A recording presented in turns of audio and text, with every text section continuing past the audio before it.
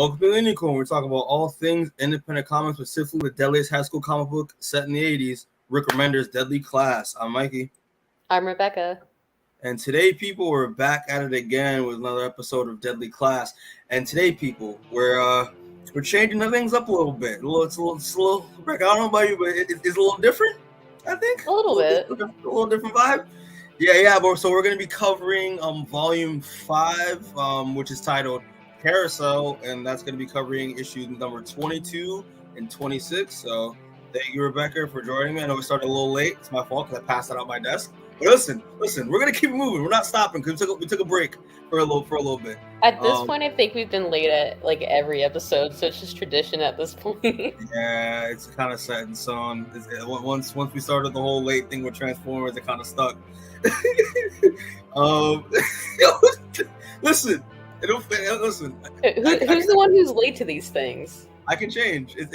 Listen, I can change. Don't worry about it. But anyway, well, before we start though, I just wanted to say just real quick, for those who are followers that I met, that new subscribers that came through at BlurCon, thank you, because I really appreciated that. Like everyone who stopped by my table and checked it out, I thought it was a lovely time, lovely experience. Rebecca was there and gave me food, which I appreciated because I didn't really get a chance to eat while I was at my table like that weekend. The starving artist.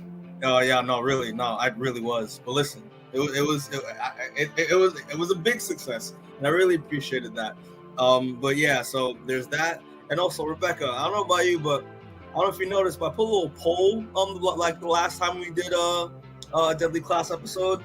I was just, did you check it out? I was curious if you saw it or not. Was that the one where it's like, would you survive the like killing or whatever? Yeah, because like if people don't know, in the previous episode 4, and if you haven't checked out that episode that we did covering Volume 4, please do, because it was really good and it was really fun.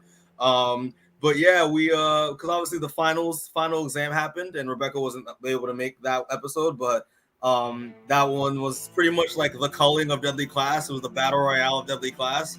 So I put a little poll and just asked, hey, like if you were enrolled in King's Dominion, like, do you think you would be able to survive to see your sophomore year or not? And it's funny because 2 people said, oh yeah, absolutely, like why not? Yeah, I would go for it. And like 3 people said no. So like obviously I respect those ones the most because they know their limits, and I respect that. So I thought that was just a little fun tidbit. Yeah, so we'll just get right into it. I'm excited because now we're going to be introduced to the new Deadly Class, and that's going to be fun. So, all right, so we'll just start off with issue number 22, and Rebecca, I think you got that issue. Yep, I got the first 2 issues. Mm-hmm. So we opened this volume on September 2nd, 1988, where a new freshman class is being welcomed to King's Dominion by Master Lin. And while we see Saya sitting alone at the back of the dance floor, we focus on meeting our new characters. There's Quan, who's like a rockabilly greaser type and a failure of a ladies' man. Zinzel, who for now is just the mysterious new girl. Helmut, who's East German Satanist. And Cormac, who's the son of the first IRA member to graduate from King's Dominion. So as the group is chatting about how they all don't like each other and everyone's lame but them, Cormac tells the others his plan to suck up to the guy in charge, aka Shabnam. Mm-hmm. So cut to Saya, who's sulking, and we sadly see that we've lost another goth girl as Petra comes over to talk to her and has gone blonde. Yo, I forgot about this. I like literally forgot that like once after like the events of like Volume 4, she just completely just changed. I was like, wow, what a shame. Honestly, I wasn't expecting that at all. It kind of threw me off a little bit. Mm-hmm. But basically over the summer, Petra went back to her eyeball-stealing father, presumably drank their cult's Kool-Aid, and decided that if she was finally going to be normal, she might as well look the part. Petra says she and Saya are a lot alike, and Saya disagrees, though Petra again says that they're both murderers. Over with the other surviving sophomores, Shabnam is starting to lose his grip on the group, as Victor essentially says they're not in charge anymore. Then Master Lin comes over to the table they're at and asks Shabnam to give a speech to the freshmen since he's tied with Syfy for valedictorian. So Back to Saya, Quan tries to start hitting on her, noting that she has a reputation for killing her boyfriend, but he likes danger. As expected, though, this technique doesn't work, and she just ignores him and gets up and leaves. Elsewhere, Shabnam gets ready to make a speech as his girlfriend tells him to be confident and not feed into what everyone's saying about him about not being able to handle power. Stephen, who killed his boyfriend to survive last volume, hands him a spiked drink, and Shabnam drinks it knowing it's spiked. But once on stage, Shabnam immediately starts blowing his speech, ranting that when you're on top, you can't trust anyone, and hitting and insulting his girlfriend when she tries to stop him from saying that she drives him to stress eat. Then it's revealed that Stephen spiked Shabnam's drink not with alcohol, but with truth serum. I'm sorry. This man literally was just like, I every time I stress eat, like every time I eat alone, it's like a breath of fresh air from the madness and the pressure. I was like, Jesus Christ, this man. Yeah, like, does he kind of deserve it? Yeah. Yeah. Because he didn't even get any kills last time. He just took credit for everyone's shit. Yeah, he was just the planner. He didn't do any of the dirty work. Mm-hmm. But anyway, out of control, Shabnam falls off stage, crashing into the floor below. Cormac tries to play opportunist and help him, but Shabnam tells him in so many words to stay the fuck away from him, with Brandy swooping in and leading Cormac away, asking if he wants to smoke a joint with her. Outside, Brandy gives Cormac a joint and leaves him to go get them punch. Cormac, joint in hand, wanders off to see Saya standing in front of her friend's graves and offers her a hit.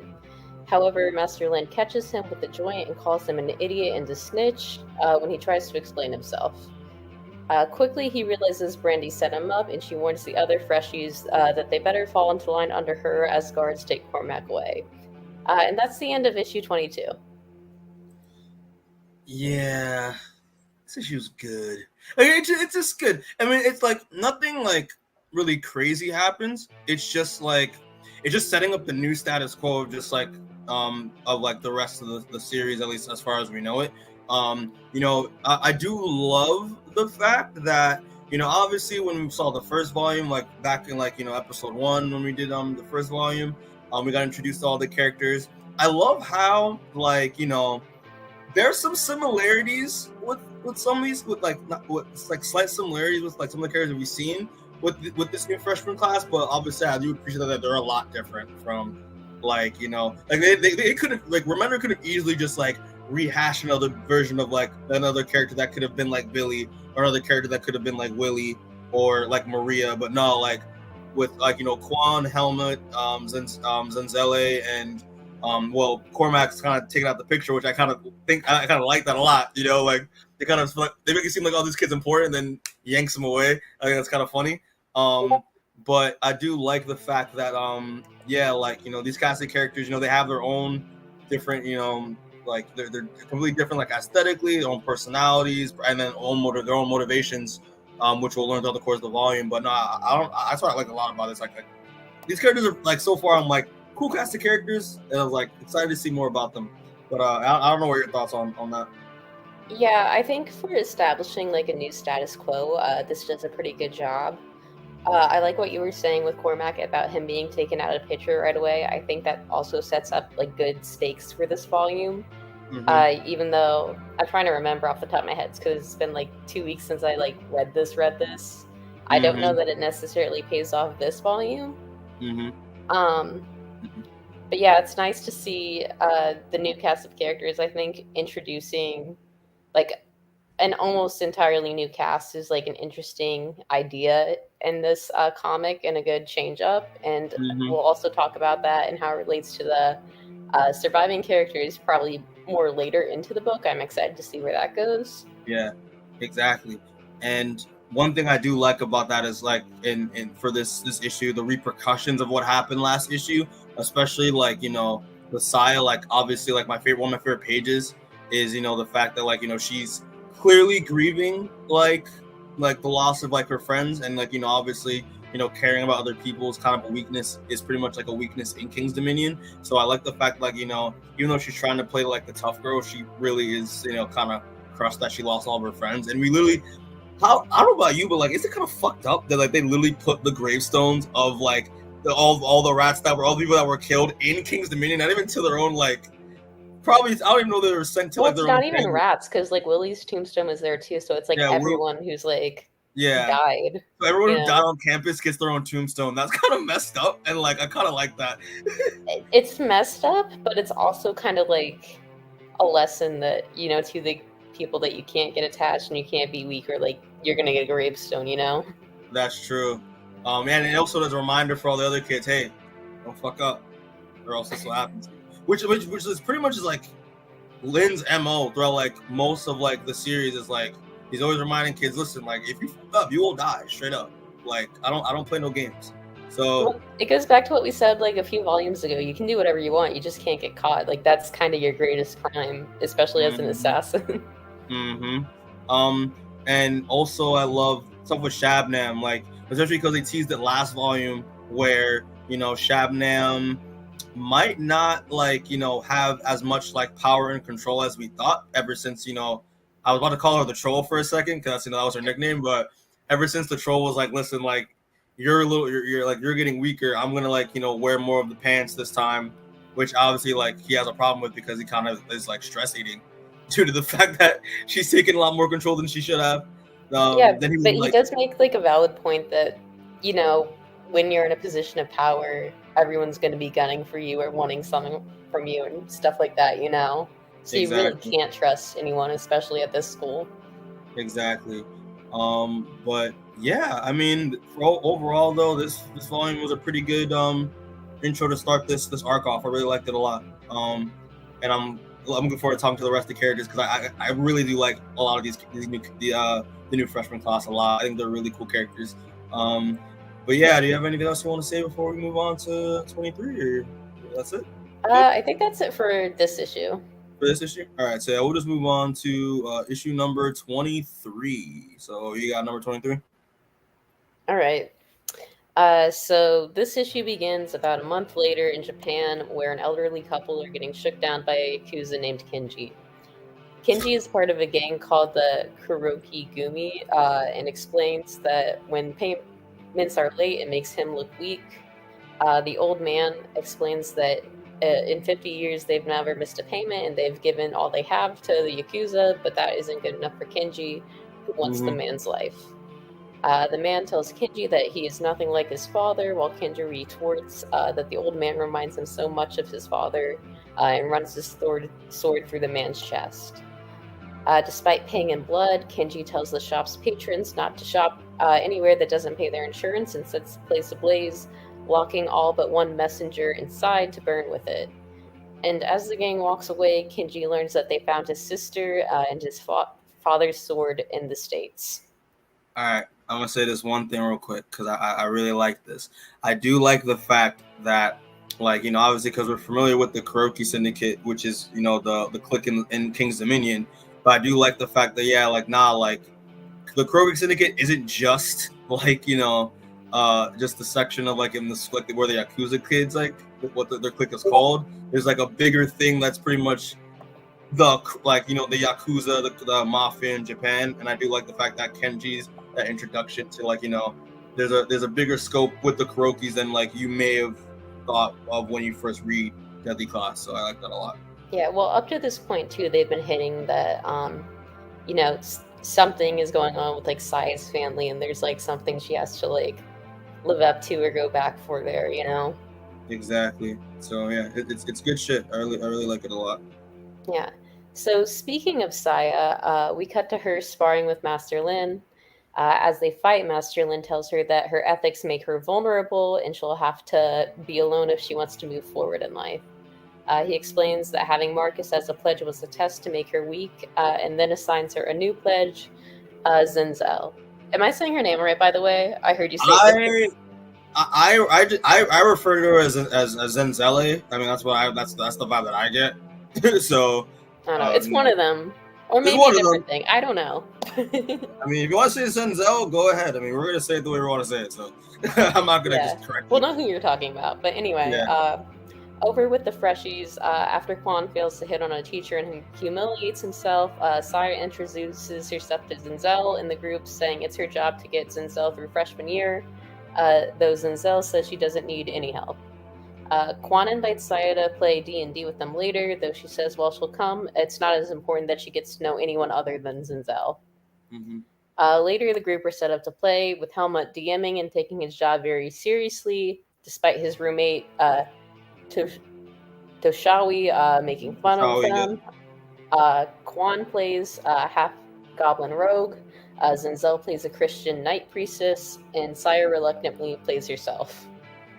It's so funny. And I want to just take a note and be like, I love the way Craig draws like the D&D pages, like it's a lot of very watercolor like style. I love that a lot. And also just the fact that like Zenzel is just the African girl who's just obsessed with like God and nothing else. I just love that. I think it's so funny. Yeah.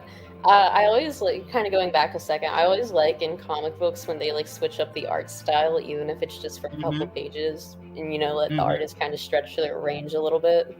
Yeah, for sure. I think it spices things up, and also like it really can show an artist's range when they can do multiple styles at a time and have it be cohesive to the story. I think it's very impressive with what Craig's doing here. So later the group are... Oh wait, I just read that sentence. So as they play, they fight a boss and things look dire for their campaign. However, after making a gag character based off of Toshawi, some comics get knocked off a shelf, and Zenzel comments about how silly hyper-masculine media is. And this discussion prompts Toshawi to reveal his tragic backstory, that he's indigenous, there's a corrupt white sheriff on the reservation he's from, and how he's at King's so that one day he can go back and kill that sheriff. As you should. Yeah, valid. You know how I said corrupt white sheriff? That was all like one redundant string of words, but yeah. But anyway, Saya offers Toshawi a hit from a pipe that they're passing around and tells him that they've all been fucked with at some point and that getting revenge only works for sociopaths. Finally, there's a knock on the door, and while everyone is high out of their minds, a man in robes hands Zenzel a box. Upon opening it, Zenzel asks Saya what it means, and it's revealed that inside, to Saya's dismay, is a rat skeleton, with Saya lying that she doesn't know what it means. And that's the end of issue 23. I love this ending. I just like the fact that with this scene right here with the D&D scene, it's like kind of a return to I guess like a kind of a return to normalcy in terms of with Saya, how she's kind of getting to know these kids while doing like a D&D campaign that she wanted no business being a part of anyway, and then she gets that sort of little bit of normalcy like how she did back with she was hanging out with Marcus, Maria, and Willie and Billy, and then obviously like that moment of I guess like normalcy's taken away when it's reminded, oh wait, no, like this shit that's gonna happen during the final exam, it's gonna happen again, and your pledge is like you probably potentially might lose on the pledge a second time, but knowing Saya and her being an upperclassman, she can't reveal what that thing actually is. So I do like the fact that she she has to lie and say she doesn't know. I think that's a kind of like a cool angle to go with her character. So yeah, this issue is really interesting for Saya's character. I feel like you really feel the cliffhanger on this one because we as the audience know what's going to happen, even though the freshmen don't, and we're kind of put in the same position as Saya in this, So it's like you want to get attached reading the story, but you also know you can't because it's technically class. Yeah, like that's the thing, right? Like in this, and so far, like from this issue alone, you get just like Saya, like the readers, like us. I was getting very attached to these characters, but then obviously this was a kind of a snap back to reality, being like, oh wait, no, reminder, some of these characters might not make it, wherever the story leads. So I think it's reminder, man, you're cooking. I love this shit. It's good stuff. Excuse me, but yeah, I like it a lot. I think it's very well done, and yeah. That's all I gotta say. It's so good. Yeah, I'm not gonna say. That alone is just thing is great. But Craig, killing the art. I love it a lot. All right, so I guess that's done. So we'll just move on to issue 24. So yeah, issue 24. And here's the thing, right? I'm gonna say this right now. Like, this is my favorite issue just because it has my favorite character in it, which is the dude, the long German, the tall German man with the long mane. Yeah. Can I just say, when I was like rereading this to take my notes, I could not find his name anywhere. I had to like wiki it. Yeah, Helmet. Yeah, Helmet. It's German, but yeah, I really do like this cover, and it really kind of shows that like after all the ish that Victor kind of got into for the last couple of volumes, it's nice to see him get knocked down a peg. I love it a lot. But yeah, we'll get right into it. So this issue pretty much starts off with a meeting taking place, a meeting with the sophomores. So Shabnam, his girlfriend Kelly, Brandy, Victor, I'm forgetting the gay one's name. I don't know if you remember, Steven. Rebecca. Steven, thank you. And surprisingly, Petra. And basically they're talking about how Steven is kind of stepping up to Shabnam, being like, hey, like, listen, it doesn't make sense for you and your girlfriend to be leading pretty much ruling the school, because you basically just took credit for all of our kills, and we did all dirty work. We deserve, take as much as like, the pie as y'all are. So I vote that, like, we step up and over for you guys while you guys basically take a back seat. And Shabnam and Kelly are simply just like, no, because in reality, like, even though they did all the dirty work, they're the ones that have the brains and the smarts, and and can strategically make sure that not only that they all graduate with pretty much with honors, but also they can lead their respective organizations as well. So that's what pretty much gets them to fall in line a little bit, is that kind of that promise that Shabnam gives them.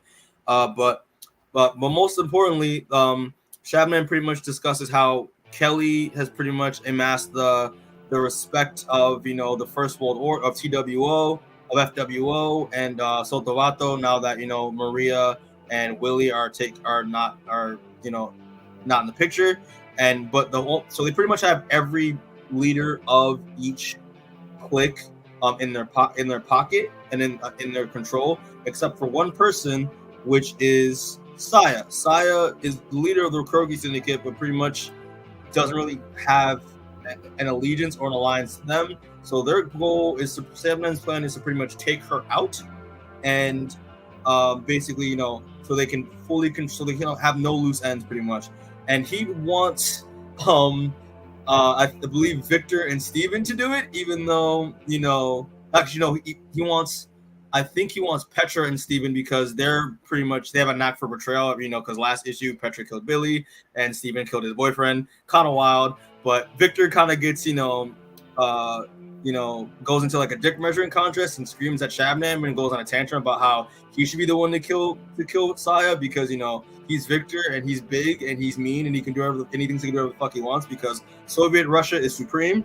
And he pretty much storms out, and Shabnam pretty much tells him, like, no, listen, that's the plan, unless you want to go and tell Steven, tell Saya along with Steven, you can do so. Kelly, and he pretty much walks out. Kelly pretty much tells Shabnam, hey, listen, you gotta, like, not really, like, demand orders, because it's gonna make them question you. And he pretty much is like, listen, like, I'm doing good, I promise. And like, now let me get a feel of those boobs. And she's like, no, you're only gonna get a feel after you kill Saya. And listen, she wears the pants. She wears the pants in this alliance. So I think it's kind of funny. Transitions to Steven and Victor trailing Saya, and they're basically talking about the game plan, and like, hey, like, Victor made that tantrum on purpose, just to make him think that he was half-witted, and to make so that he can seem like he's under, so that he can seem like he's falling in line when it really isn't, to Shabnam. And while this is happening, Helmets pretty much looks to the side a little bit and is like, "Hey, yo, like what's going on over here?" Like he's very curious about what's happening.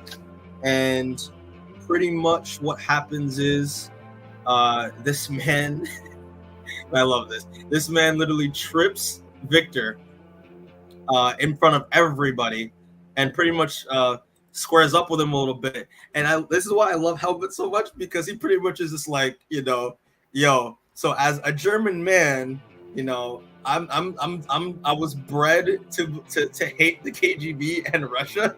So because Victor is part of the Soviet Union, he's my number one. He's my enemy. I will vow to make this man's life a living hell. And it pretty much embarrasses Victor, and pretty much because Victor's not used to that, because Victor was the bully. He's the big guy.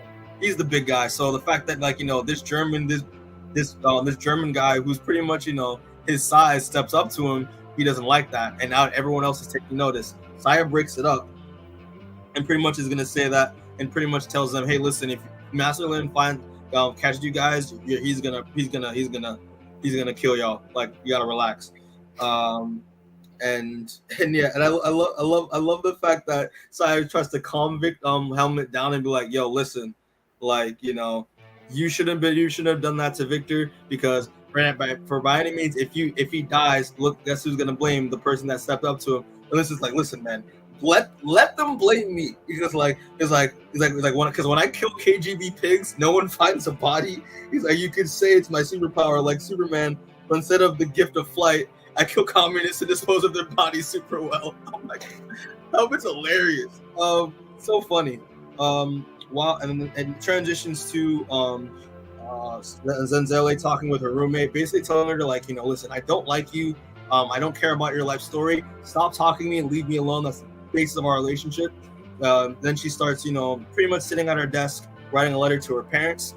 And basically she's just talking about, her experience at King's Dominion so far, how, she pretty much is psychoanalyzing everyone around her just to get the idea of who they are. And it kind of goes into play of how a lot of the people that she surrounds herself, like Quan and Helmut and Toshawi, kind of go against her moral beliefs, which I think is very interesting. But at the same time, not only that, but the fact that even though she's trying her best to do well at King's Dominion, it's she's not really doing well. She's failing a lot of her. She's nearly failing a lot of her classes. A lot of the teachers ridicule her, thinking that she's weak. But obviously, she wants to go through go through the 4 years, go through King, so that it could benefit her parents, because there's a reason why she's here. She's here for them, and we don't really get an idea what that is. She's just implying. She's just alluding to stuff. But basically just shows that there's more than Zenzele that meets the eye here, and it's pretty interesting. But at the same time, even though she doesn't like a lot of the even though her new friends kind of make her uncomfortable, or she doesn't really agree with a lot of their life choices, she's actually bonding with them, and she's actually learning to like them, even though, except for Toshawi, because Toshawi is literally an asshole and loves to fuck with people. So it's just he's the only exception.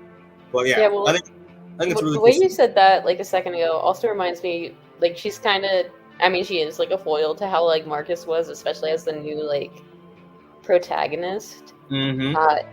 Especially in the sense of at least at the start here, how her friends are kind of friends of convenience, Yeah, exactly. She's still getting attached the same way. Rebecca, I didn't even think about that. That's kind of it's a pretty good similarity to how Marcus was when he started at Kings too. But the thing is with the difference, obviously, Marcus went into King's Dominion for survival. She's at King's Dominion for an ulterior motive that we don't know about yet, that involves her life back in Africa. So yeah, I think that's nice connection to make. But yeah, and while she's doing this, she gets a knock on her door. She opens it, and it's Quan, and Quan reminding her, hey, it's Halloween, let's go out and have a good time. She doesn't really have a costume. He makes a joke being you can just go as an uptight Christian, because you do that pretty well. And And then so pretty much like they go out in the town. They're getting ready to go to a bar that Quan has connections to, and I think it's basically like it's pretty much typical teenager stuff. Like they're talking about how like I can get us in, I can get us in without any ID, blah blah blah. Obviously, Zenzel is reluctant about it because she knows that she's Saya's pledge, and if anything happens to her, it's gonna fall back on Saya, and Saya's gonna be pissed about that. Tashawi pretty much is like, hey, like I can just go with you. They're just like, yeah, whatever, it's fine. And while Toshawi's talking about, how they're gonna be going to Japantown, he turns around and they're gone. They ditched him. And then while this is happening, they're walking down the street heading to this bar, and they see a bottle. I think of it's a bottle of alcohol, a bottle of gin, put on top of like a pile of like stinky poop that's been around for a while. And then for some reason, Quan makes this like thinks like, oh, like I'm just like I'm like Inspector Jacques Cousteau, and I can see everything I can see the entire history of this entire bottle, and just like thinks, oh yeah, a homeless man for some reason just had to like take a shit and put this bottle of gin that he was drinking like in between it as like a way as a message to be like, hey, fuck the man, pretty much. And I think that's pretty funny.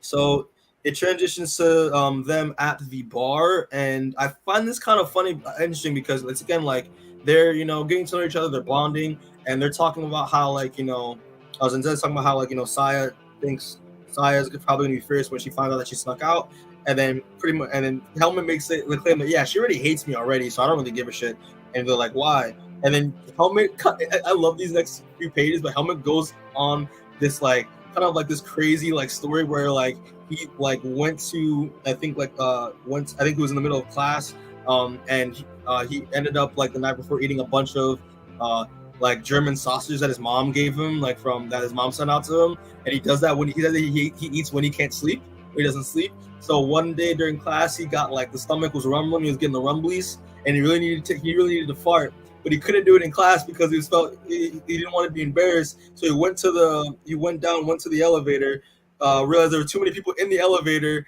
and tried to hold it a little bit more while going up to I think the school office. And then luckily the people that ended up going in the elevator a second time left at the right time, so he just unloaded and just took like the biggest fart he could have taken in his life. And then to realize that when the door opens on another floor, which he didn't realize because he didn't press the button for that floor, a person walks out behind him saying nothing but Jesus Christ, and that person was revealed to be none other than Saya, who got blasted by this man's German sausage farts, and it's hilarious. Yeah, for those of you who don't read and only listen to this is a multi-page saga of a story about this. It takes up like 4 to 5 pages of just him explaining this entire story, and it is hysterical. So, yeah, I like that a lot. And then while at the same time, while they're all laughing about it and being like, oh my gosh, she farted in front of her, and then pretty much it's like, she probably still smells of my shame, and she pops up out of nowhere and it's like, oh yeah, no, but like I know something that stinks around here. And obviously like they're caught red-handed. Saya's back telling them like, yo, what the hell are y'all doing here, because this is a bad bar in a bad neighborhood. And then Quan is explaining the reason, and she's like, oh bullshit, like we gotta get out of here because she's my pledge. If anything happens to her, it falls back on me. I can't have that. And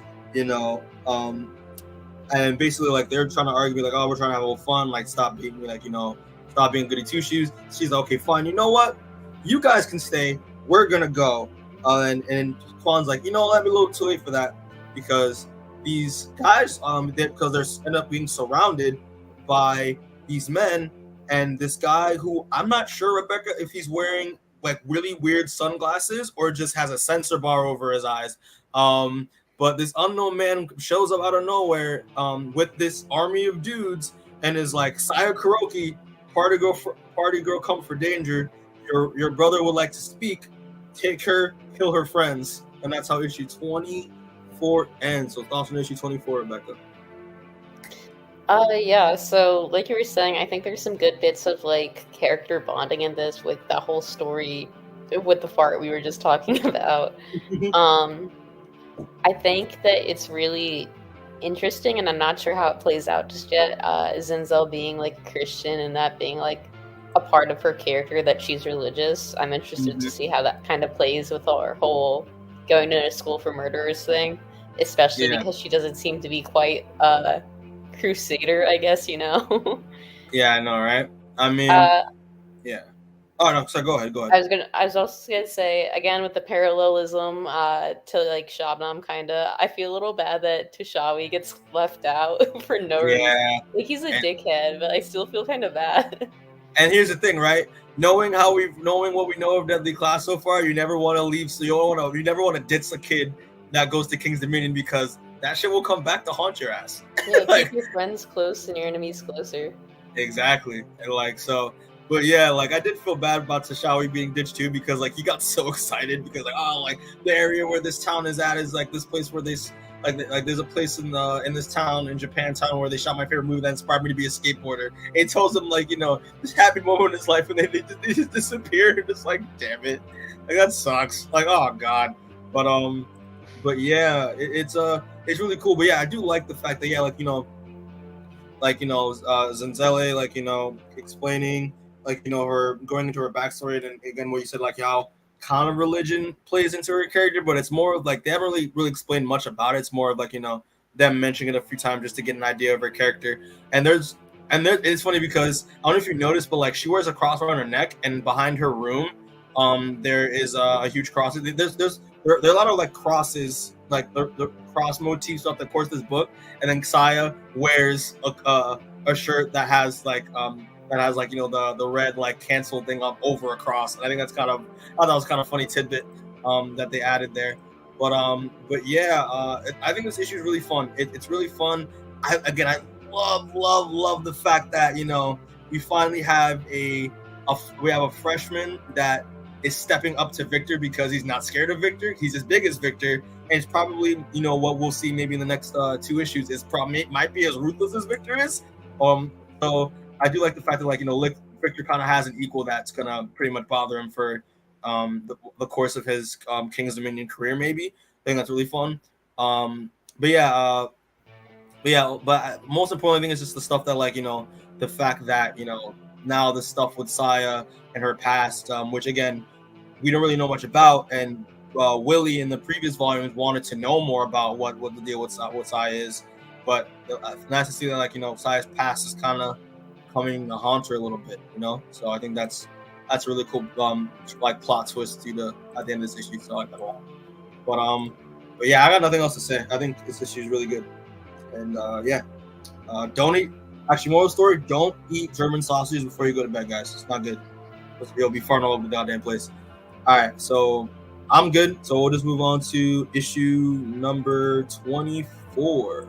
So issue number 24, people. Love this cover. This cover is cool. Again, showcasing Saya's past coming back to haunt her, and I really like that a lot.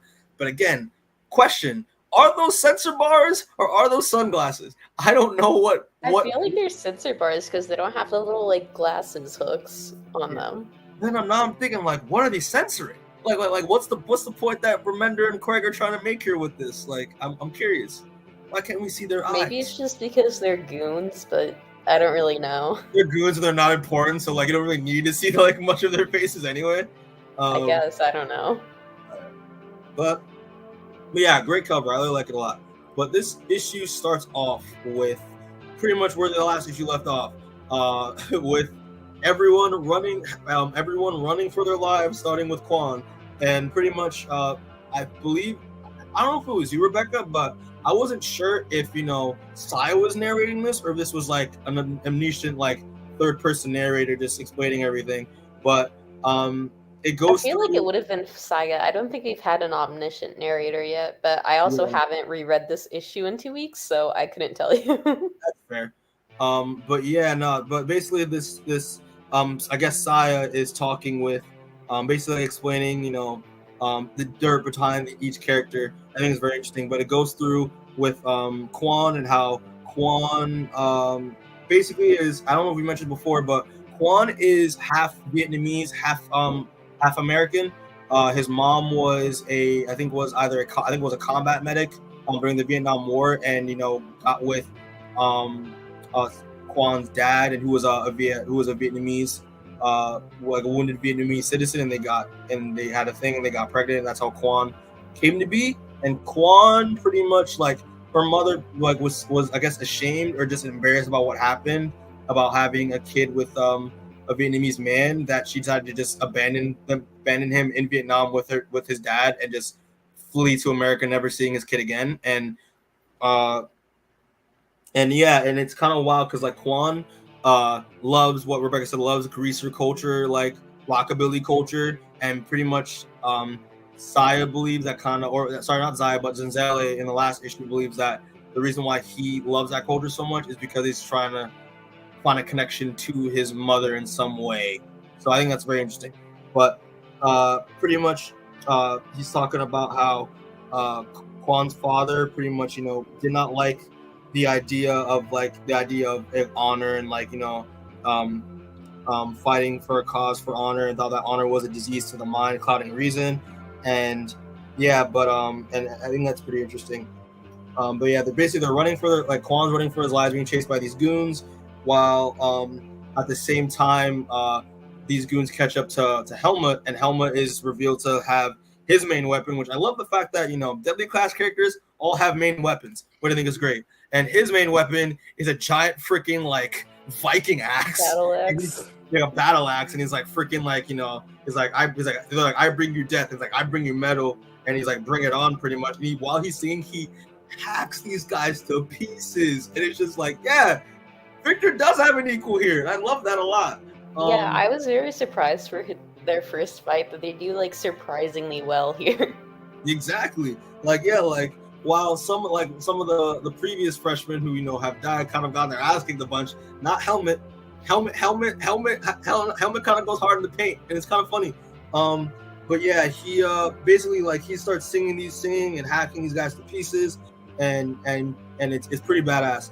But at the same time, Saya pretty much her main task right now is to protect Zenzele at all costs, because not only is if she dies it falls back on her, but the idea of losing another pledge, or more importantly, deep down losing another friend, is getting to her. So she wants to get Zenzele to protect Zenzele at all costs, even though Zenzele has stated before that she does not want Saya's help at all.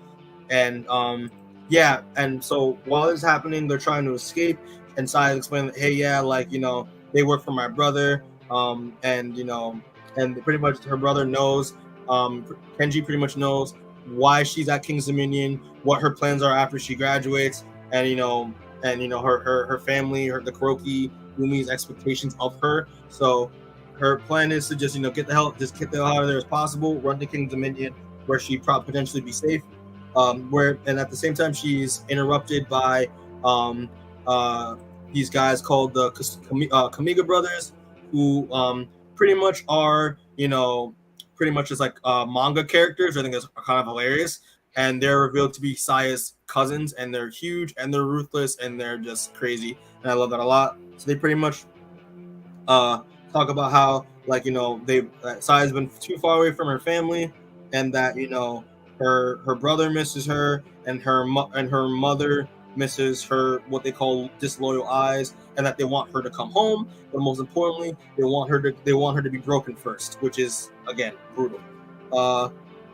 Transitions to a nearby alleyway where Helmut is holding his own, killing, and while he's doing that, he is praying to I think he's like the German god of war or something like that, Krom, and talking about how he's like, hey, I haven't really played you before, my dude, but I'm gonna really need your help to make sure that I don't die, because I'm really having fun killing all these dudes. I think it's really funny.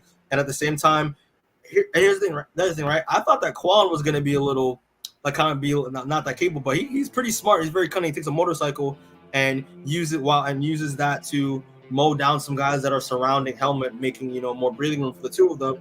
And again, he has his own signature weapon, which are these two Balasong butterfly knives. I think it's really cool.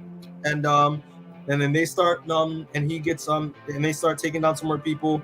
Actually, this guy gets upper hand on Quan, and Helmut saves his life. And while they do that, they're gonna be approached by some reinforcements, and the first thing that they decide to do, the smart move, is run the hell away because they're not gonna be able to take any of these guys.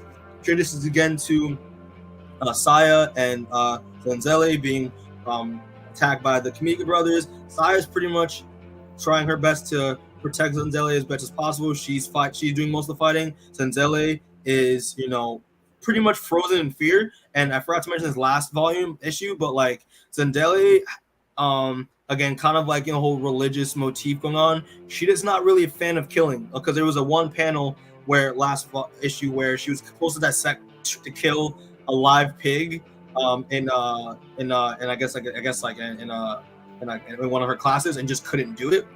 So yeah, she's pretty much frozen in fear and doesn't want to be involved in what conflict at all. I think it's very interesting. And while this is happening, Zenzele, the Kamika brothers end up going into getting hit by a car. Sai kicks them both into a car, which she uses as a distraction to make a run for it.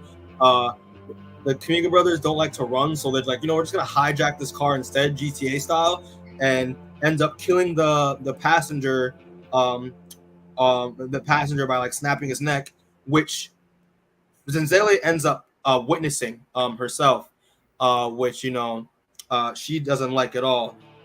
And while these guys are about to go in the car and chase after them, Hammer kind of just comes through the windshield, whacking one of the brothers in the face, which is to be revealed to be Zenzele, and she just goes on a berserk rampage, kills both brothers, and starts saying like every offensive like obscenity possible, and basically like kills them both by two these huge guys by herself, and is like covered in blood, and basically say to Saya, I told you before, I don't need your help. And Saya's just watching her just like baffled and like stunned. So that moment was kind of insane. I love that her signature weapon is a hammer. That's so raw. It's a hammer. And like she mentions too, I think in the last issue too, that like there's a significance to why she uses a hammer in the first place that her parents are aware of. But like, again, we know nothing. But I like the fact that, the mysterious girl that everyone, even her teachers underestimate, turned out to be a fucking like ruthless killing machine, low key. She's pretty much like I describe Zenzele as a wolf in sheep's clothing, pretty much. Yeah. Well, now that you said that too, like 2 issues ago, Master Dylan was saying like, oh, you won't fight me like well enough because you underestimate me and like that kind of stuff, Exactly. Yeah. Yeah. Exactly too. It's a kind of a little bit of a foreshadowing, which would make sense.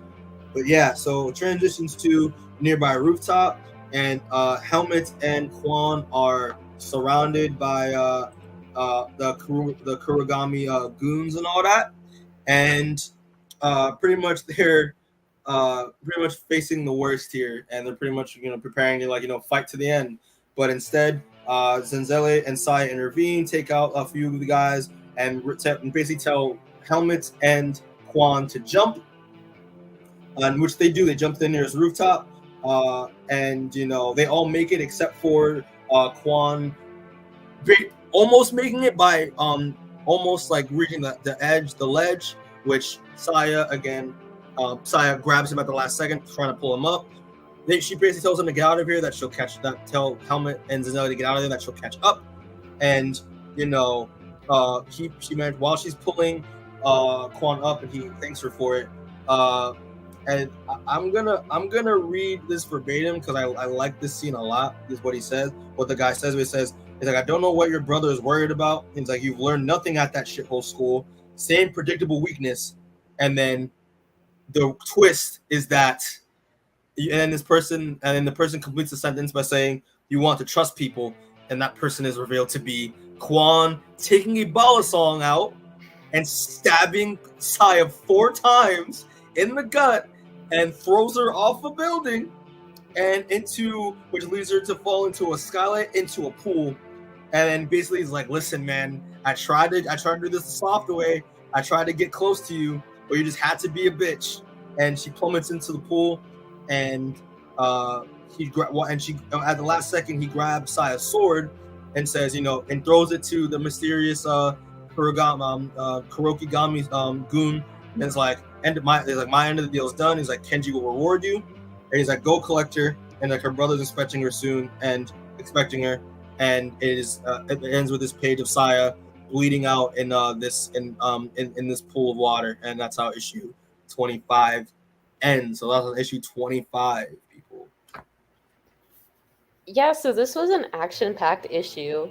Mm-hmm. Lots of good art in this. The action really flows well. I didn't really see that twist coming with Quan, so that was kind of cool, and also very brutal at the end. Listen, man, and it also goes to show that like throughout the last issues of this arc, Lin pretty much also set the style, like how you said, like, the whole wolf that she's closing with Senzei, that like her biggest weakness is that she cares about that she cares about people, and that she actually wants to connect, but in order to go through King's Dominion, and also in order to go out in the world in this profession of the deadly arts and of killing, you have to be isolated, which Saya pretty much can't do, and that pretty much is her downfall here, where the person that she's trying to save, Quan, because she doesn't want to lose anybody due to the trauma of what happened last volume, comes back to haunt her when he stabs her right not in the back, but in the fucking gullet, man. It's crazy, and I like how that foreshadowing ends up paying off here. And yeah, I didn't see this was coming too when I read it the first time. I was like, whoa! I was like, wow, like Quan, like the feeble kid that all he wanted to do was flirt with this girl, like again, not just one wolf in sheep's clothing was Zenzele, but two wolves in sheep's clothing in a way. Yeah. I thought Quan was gonna die in this issue, like especially at the beginning where he's getting his ass kicked. I was like, oh, he's cannon fodder. Yeah, and Remender does a good job of making you think of that too, like especially because he's in the beginning he's the one you see running away the first time after getting chased by this mob. So it gives you that impression that Quan's gonna be the first one to go out. Real talk, but nah, he's a snake. He was playing the game, and I'm curious. I'm curious to know that what his motivations are, why he's doing what he's doing, which we won't find out here, unfortunately. Which I will tell you all free will watching offer, we will not know. But throughout the course in this episode, but next episode hopefully we'll get an idea. But yeah, I love this issue a lot. Great action, a great twist, and yeah, I think it's a great time. But yeah, Rebecca, you have any more thoughts you want to say before we move on to the last issue? I think I'm good. Alrighty, so moving on to the final issue number 26, and love this cover. This cover is really cool. Again, I don't know about you, but like when I read this the first time, I didn't know what to expect with this, because I was like, like this looks like a character we've never really seen before. So yeah, I'll talk about my thoughts on it after we do the plot synopsis here. Okay, gotcha.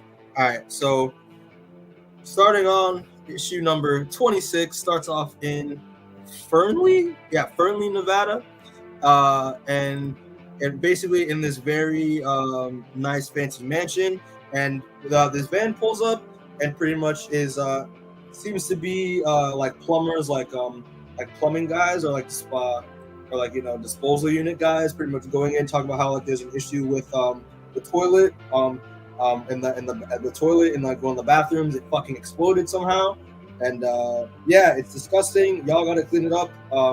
And so basically, yeah, these two plumbers got into it. So they go into this mansion where their suits, their gas masks.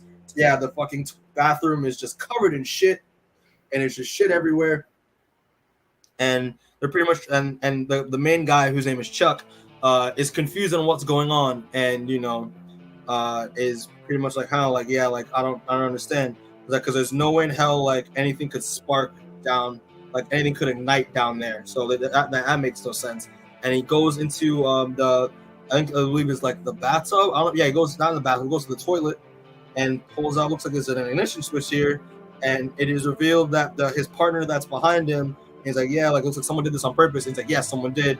The guy behind him knocks him out, and says, sorry, Chuck. Like, it's like I'm not gonna let you. I actually like you. I'm not gonna let you like lay in shit. So I'm gonna like make a nice little cushion for you to make you go Betty by. And basically, this guy opens up a chest and pulls out these 2 guns. And he knocks on the door and be like, hey, like, there's something you should see here. The bodyguard who they were introduced to in the beginning of this issue comes through and it says, oh, what's going on? And what's going on there is a real shit show. And this guy, this mysterious vigilante guy, shoots them and goes on a fucking pretty much on a killing spree and starts shooting a bunch of guards that come through the bathroom, and it's pretty brutal. I don't know about you, Rebecca, but I was like, damn, like this guy knows what he's doing, got some skill. I don't know about you, but that was pretty wild. And he actually ends up doing a cool thing. So a guy, another guard comes in and is like trying to figure out what's going on. Looks into one of the rooms and is like, and doesn't really see anything. Then this guy takes a needle and comes out of the closet, surprising him, and injects a needle into him. And this guy pretty much like seizes up and dies. And yeah, this guy is just taking names left and right, and it's kind of wild. So it transitions to this hillbilly motherfucker. I'm gonna call him. I think his name is Jimbo, or yeah, his name's Old Jimbo Jenkins, and he's basically singing to this mysterious lady who is caged up, who is not really caged up, but she is hooked tied up. She's tied up to like this metal fence, being electrocuted, and pretty much this guy was said he was tasked to pretty much torture her until she begs to like take a break, which this lady hasn't, and she's pretty much being electrocuted and all that, and this guy is torturing her, and it's just being really weird. It's not really much to it here. It's just pretty much an essential torture scene. And while this is happening, he gets him real close and asks, like, listen, like, like you don't want to be cooked anymore, right? Like, surely you want to take a break today. And then the mysterious figure comes out of nowhere with 2 jumper cables and is like, oh yeah, no, she's definitely getting a break today. Comes up behind him, puts a cable, one at his neck, one at his nuts, and electrocutes the fuck out of him until he dies, killing Old Jimbo Jenkins. And then this mysterious figure takes a knife, cuts the lady free, and is asking, if she's okay, and that that he's here and it's going to be all right. Trying to comfort her, and the girl that is the woman that is revealed to be tied to this table is other than Maria. Ooh. Reveal is Maria's alive. Yeah, she isn't dead. Yay. So yeah. So then she pretty much is like, this guy's like, I'm here to help you. He's like, can you stand? He's like, no, like where? Like what's going on? Like he's like, oh, like this is more of her tricks, referring to a mysterious I'm assuming is El Diablo's wife. And he's like, nah, listen, like, nah, it's true, we're gonna get out of here. He's like, listen, like, she's like, hey, give me your guns. And he's like, nah, I got something better for you. Yeah, so so El Diablo's wife, I'm gonna call her Senorita Diablo. Senorita Diablo shows up and is like, asking like what's going on, and one of her I'm gonna say one of her suitors, I would say that's what I would call this person, basically explains the whole situation, and she's like, oh, like you couldn't even kill him, you just cowered in fear. Oh my god, and I love the fact that, like, before she gets I forgot his name, Chico's brother, the scary one. Before she kills her hoe, she pretty much is like, listen, like you were a good fuck, but like you're a coward, so bye bye. I thought that was hilarious.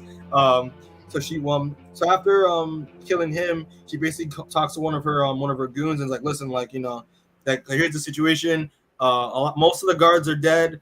There's this one guy who went to Maria, who went into the basement to free Maria, and basically she's pretty much saying like, hey, like, listen, like, we gotta kill this guy. Don't kill Maria because due to her, killing Chico and El Diablo, her punishment is that she's gonna live a long time, but she wants Maria to suffer by torturing her for the rest of her life. She doesn't want her to die. So yeah.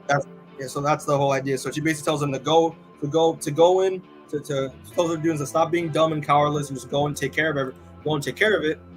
And basically, like, while she's on her rant, a door opens right behind her, revealing Maria. And Maria's like, and Maria's Senorita Diablo is like, she's gonna have a long life. And Maria comes up behind her and is like, unlike you, join Chico and your pig husband in hell. And I was surprised. I thought it was gonna be more of a fight, but Maria just eviscerates this woman. It is nuts. She literally slices her up into itty bitty pieces and kicks her, and she just crumbles. And it's like, damn, Maria, like, that's what happens when you're tied up, electrocuted for like a year or so. I don't know how long it's been. I love that with Maria, that she'd never like had her spirit broken. Like she was still hungry for it immediately after she got out. Exactly. Like even though she ended up killing Chico and El Diablo, getting her revenge in a way, her being kidnapped by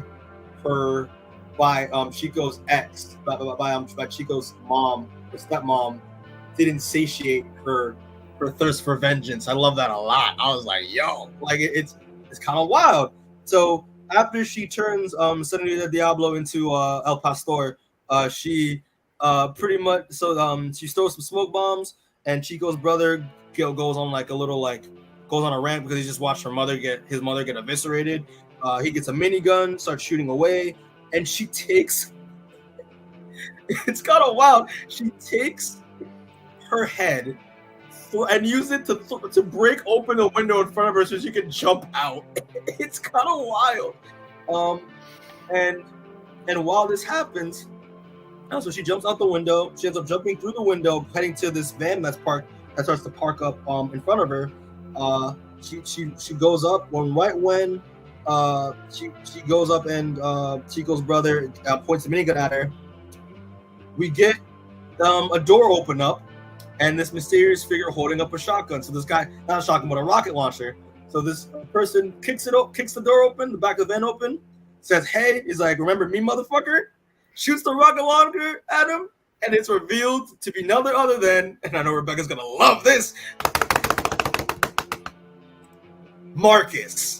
And it's just like, whoa! He's just like, notably without a giant hole in his chest. Exactly, right? Like, what the hell?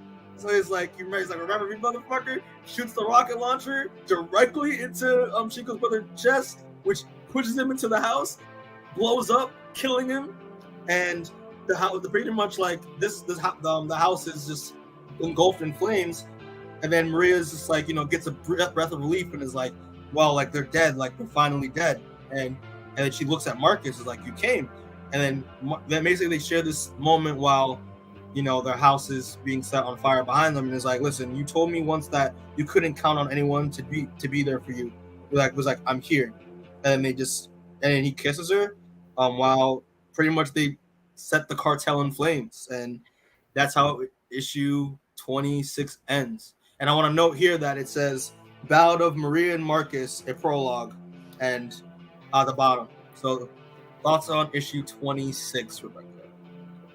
Okay, so last volume 4, ends with Marcus getting stabbed in the chest. Mm-hmm. And I thought, and I wrote this in my notes since I wasn't on that episode, that Marcus gets killed in quotation marks, because this is my first time reading this comic, but I thought it was like a fake out death, especially because it was a cliffhanger. And then you start this volume, and there's no waking up with Marcus in like a hospital or anything. So I was like, oh, so they're actually committing to killing him. That's really interesting. And then you get to this issue, and it's like, actually, we're not doing that. Yeah. And I don't know if I prefer that or not. I have to see where it's going. Because I really like that they say Maria. I really like Maria. She might be one of my favorite characters in this series. Oh, wow. I'm really liking the girlies in this so far, but I still think she can do better than Marcus, but I'm also kind of glad to see he's getting a little bit of redemption. But again, this is just the prologue. I'm not really sure where it's going. Yeah. I also agree with you too. When I first read this volume like way back when, I also thought that like, yo, they're gonna just stick to killing Marcus. Like, it's Invincible rules. That's wild. Because like in Invincible, whoever dies stays dead, which is the rule in that book. But I thought, yeah, that Marcus wasn't gonna come back either. And I was like, Remender's kind of bold for doing that, killing his main character off. But then he comes back here, and I was like, huh, wow. Like I didn't see it coming at all. So I was like, yeah, they space it out just enough that you think he's actually dead. And like I said, I don't know if that's a good thing or a bad thing. Yeah, but at the same time, I was like, listen, like, I kind of did miss Marcus a little bit, and I like the fact that like, hey, like, Remender isn't kind of done with his character yet, and I kind of like that a lot. But yeah, like, but now we got, like, I think with the end of this issue, the fact that like, it's a reunion for Marcus and Maria here, which I actually really like that a lot. Even though, yeah, like, are they great for each other? Not really, but like, it's still kind of sweet that like, yeah, like, he kind of kept his promise that he'd always be there for her, and I kind of do, and he does that by giving her the wish she always wanted, which was to kill the entire cartel, which is like kind of wild. It's sweet that he went back to save her, but at the same time, besides him and Saya, like, all their other friends are dead. Right? Yeah. And yeah, and I'll say this, Rebecca, we're gonna, as a little teaser for the next volume, we're gonna see because we saw how Saya is dealing with her last. Now we're gonna see how Marcus is gonna be dealing with it, and it's very interesting. I'll tell you that much. Like I know, like, we talk about how like Marcus was kind of like a shitty edgelord for like a little for like the past like 2 volumes, but like next volume kind of really shows that like Marcus is like how Marcus has changed after, I guess, quote unquote, experiencing death. He's grown up a little bit, matured. Yeah. So we'll see, but yeah, no, I really did like this issue a lot. And again, I was like, asking, like, Remender does a good job making you think that like the person that saves Maria isn't Marcus, because we know Marcus, he lived out in the streets for a while. He has, he's clever, he's cunning, he has a little bit of like, those street instincts. But is he a capable fighter? Not really. So it makes you, when you see this mysterious figure taking out all these guys, you don't initially think, oh, it's Marcus, because we're not used to him getting his ass kicked.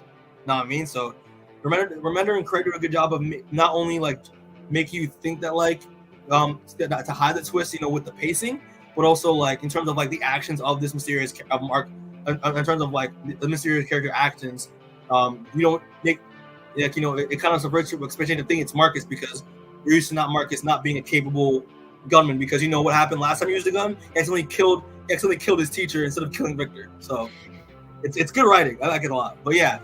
Any more thoughts on issue 26? No? I think that's it.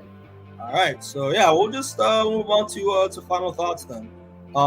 So yeah, overall, I love this volume a lot. Again, showcasing the new status quo of Deadly Class, and it's a little bit subverted too, because we're the first, I guess 4 volumes, the first first arc was the introduction of King's Dominion, how the school works, how it functions, how Marcus navigates through the school with his trauma, and how he interacts with each of the characters and how the characters play into the story.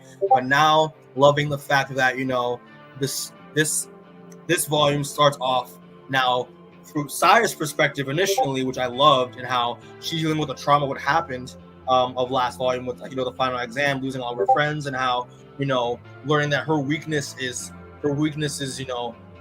caring about people and trusting people, being human, and how that plays to her downfall towards the end. I think is very interesting, and how Lynn is in her head about it and all that, and also and I think that's very interesting. But also now introducing the new freshman, the new Deadly Class, which again I love these characters. I love Zenzelli, love Tashawi, love Quan, love Helmet, and how he steps up to Victor. It's amazing. But it's just and how these new freshmen are kind of like a physical like metaphor for Saya not letting her her worst fear, which is losing people she cares about, or losing another pledge happening to her again. I think that's great. Yeah, I love that a lot. And also these new characters with their own motivations and different personalities from the previous introduction of characters from the last Deadly class. I think it's so interesting. Zenzel is a very cool character. Quan, again, now showing his true colors, I think is really interesting, and how that's going to shake up next volume. I'm really excited to get to Quan next volume. I think it's really cool. And also helmets. I think it's very interesting. But also Zenzele. I think Zenzele is she's my new favorite. I think it's either between her and Helmet are my favorite characters out of the new Deadly class. I don't know about you, Rebecca. Who are your favorite? Yeah, she's definitely my favorite of the new characters. I'm really excited to see like where her character's going, because I feel like I don't know like anything about her yet. Yeah. So I'm interested to see where that goes. I'm interested to see where Saya's character development goes. I'm interested to see with Marcus and Maria if they intersect in the story at all, and like how they interact with the new characters if/when they do meet, and how all that's going to go down. And yeah, I'm excited to get to the next volume. Yeah, man, it's gonna be a good time, because now we have like multiple story arcs happening throughout. I think next volume, because you have Saya dealing with Zenzele as her pledge, Zenzele dealing with her own motives of why she's at King's Dominion and why she's there in the first place. We have Quan now being a double agent and messing with Saya, leading her to Japan, which I think is going to be very interesting. And also Marcus and Maria now coming back into the fray, free from not only the cartel but free from King. So I'm going to see them try to integrate back into society a little bit. So it's going to be a good time.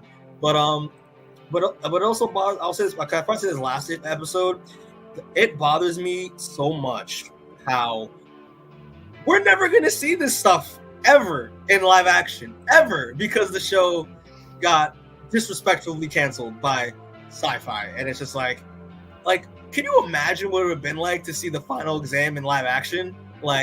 If this show had like an actual audience outside of the people who watched on Syfy, they would go crazy at the end of last volume. Oh my god! Especially if they just ended the season, if they ended, because the first 2 volumes was basically season 1, and then the other 2 volumes would have been season 2. It would have ended with Billy with the final exam, everyone getting all the rats getting slaughtered, and then having Billy, 3 of the main characters dying. That would have been incredible. That would have been a huge bomb drop.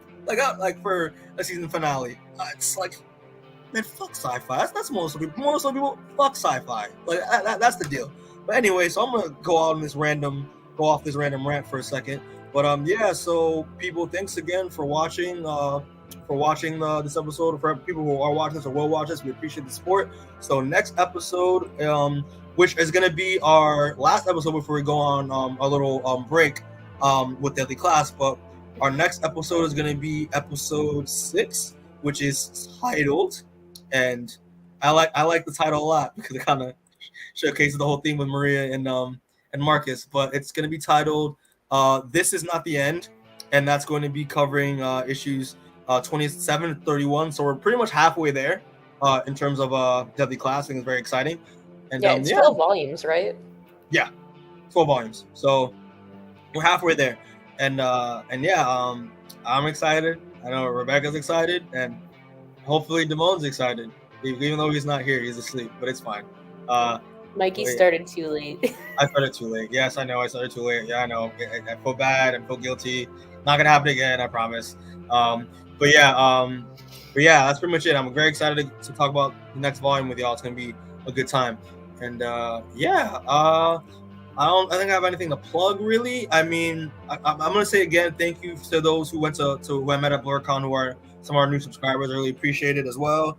Check out the Barbie reaction we did, because that is again the most viewed video on our channel. Wait, are we doing the Barbie review or no? I actually, that's what I wanted to do. Thanks for reminding me. So we're actually going to be, the reveal is that Rebecca, we are going to be covering the Barbie movie as a review on the channel. It's gonna be an After Dark. I'm seeing it Wednesday, so I will be ready whenever. Yeah, so that's gonna be fun. But here's the thing, right? We're not only gonna be talking about Barbie that After Dark too. I feel like in the spirit of the memes, we're gonna be talking about. It's just gonna be a movie roundup if we maybe do something on Thursday. Yeah, I think it's gonna be because we're gonna be doing the Barbie review next week just because I have to get time to see it. So I have to make time to see it. But yeah, we probably might do it might be a Barbenheimer themed After Dark next. We might do both Barbie and Oppenheimer in the same episode. But yeah, so that's something to look forward to. Check out the the Spider-Verse reaction review that we did. I think it was a lot. I think it was a lot. That was a lot of fun. The shorts that I've been the recommendations. I've been a little slacking on the recommendations as well as the clips because I was prepping for BlurCon. So now that I have more time, I'm gonna start cranking out as much as I can. So be looking for that.